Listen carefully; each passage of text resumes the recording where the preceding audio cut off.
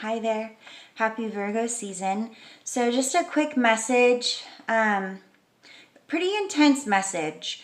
So the ending of the lovers, the ending of some kind of partnership is someone else's new beginning. The sun comes out for someone else. Maybe that's you. But yeah, the end of something big is someone else's big new beginning. And I don't know what side of that you're on, but I only have a couple more seconds.